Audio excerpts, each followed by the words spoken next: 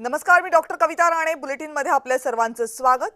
अभिजित दिपकेच्या घराला पोलीस संरक्षण देण्यात आलेलं आहे. आजच्या बुलेटिनमधली सगळ्यात महत्त्वाची बातमी, दिपकेनं स्थापन केलेल्या कॉकरोच जनता पार्टीची सगळीकडे सध्या चर्चा सुरू आहे. या चर्चेच्या पार्श्वभूमीवर दिपकेच्या घराला सध्या पोलीस संरक्षण देण्यात आले आहे. मूळचा छत्रपती संभाजीनगरचा असणारा दिपके सध्या शिक्षणानिमित्त भारताबाहेर आहे.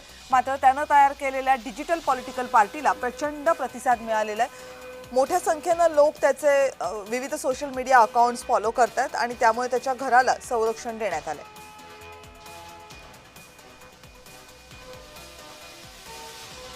या संदर्भात आणखीन माहिती देत आहेत माझे सहकारी विजय चिडे. विजय, हे संरक्षण देण्याचं नेमकं काय कारण पोलिसांनी सांगितलंय?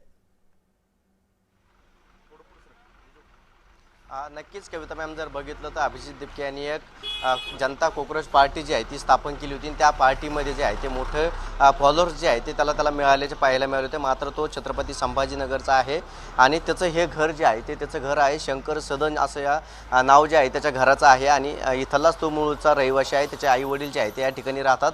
मात्र त्यांनी जी पार्टी स्थापन केलेली आहे सोशल मीडियावरती, त्या पार्टीला मोठा पाठिंबा मिळाला आणि पाठिंबा मिळाल्यानंतर त्याला काही त्याच्या कुटुंबियांना जीवे मारण्याच्या धमक्या आल्या असल्याचा आरोप देखील अभिजित दिपके यांनी केलेला आहे. सध्या जर बघितलं तर तो देशाबाहेर आहे, अमेरिकेमध्ये शिक्षणानिमित्त राहत असल्याचा पाहायला मिळतोय. मात्र त्याच्या कुटुंबियांना जीवे मारण्याची धमकी आली असल्याचं त्यांनी म्हणलं.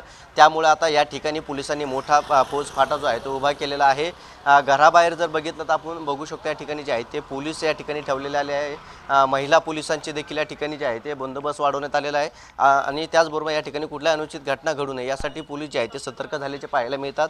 त्याचबरोबर जर बघितलं तर या ठिकाणी त्याच्या घराबाहेर जे आहे ते प्रशासनाचे कॅमेरे लावण्यास सुरुवात झालेली आहे आणि या ठिकाणी कॅमेरे देखील प्रशासनाने लावलेले आहे. अभिजित दिपके हा काही काळामध्ये जर बघितलं तर प्रसिद्ध झाल्याचा पाहायला मिळाला. त्यांनी ही कॉकरोच जनता पार्टी जी आहे ती स्थापन केली. त्या स्थापन केल्यानंतर त्याला मोठा पाठिंबा चाहता वर्ग जो आहे तो मिळालेला आहे. जवळपास 2 कोटीहून अधिक जे आहे ते नागरिक त्याचे चाहता झाल्याचा पाहायला मिळाला.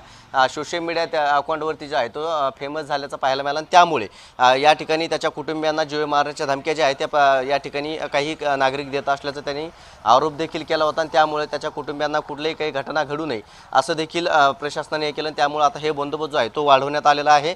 अशा पद्धतीने त्याच्या घराबाहेर जो आहे तो बंदोबस्त ठेवण्यात आलेला आहे आणि हे त्याचं घर जे आहे ते असल्याचं पाहायला मिळतं. मात्र सध्या त्याचे आई वडील जे आहेत ते घरी नाही. मात्र अभिजितनं जे केलं त्याच्यावरती त्यांना काही दिवसापूर्वी त्यांनी शंका देखील व्यक्त आपल्याला केल्याची पाहायला मिळाली होती आणि त्याला या बाबतीत काही घातपात होऊ शकतो असं देखील त्याच्या आईवडिलांनी जे आहे ते शंका व्यक्त केली होती. मात्र त्यानंतर सोशल मीडियावरती त्याचं अकाउंट जे आहे ते बंद करण्यात आलं होतं आणि त्यानंतर त्याला सोशल मीडियाच्या माध्यमातून जीव मारण्याच्या धमक्या देण्यात आल्या. त्याच्या कुटुंबियाचं देखील धमक्या जे आहे ते त्याला देण्यात आल्याचं आपल्याला पाहायला मिळालं होतं. कारण अभिजित दिपके हा छत्रपती संभाजीनगरचा आहे. त्याचे आईवडील जे आहे ते या ठिकाणी MIDC मध्ये कामगार होते आणि त्यानंतर त्यांनी या ठिकाणून अमेरिकेसाठी तो शिक्षणासाठी गेला. मात्र प्रशासनाच्या विरोधात त्याचा रोष असल्याचं त्यांनी म्हटलं होतं आणि एका न्यायाधीशांनी कॉकरोच सारखे तरुण आहेत असं म्हटल्याचं पाहायला मिळालं. त्यामुळे त्यांनी संताप्त होती सोशल मीडियावरती पार्टी स्थापन केली होती आणि या पार्टीला मोठा चाहता वर्ग जो आहे तो देखील त्याला मिळालेला होता आणि आता यानंतर मी सातत्याने काम करत राहील असं देखील प्रतिक्रिया जी आहे ती अभिजितनं दिल्याची पाहायला मिळाली होती. कविता मॅम,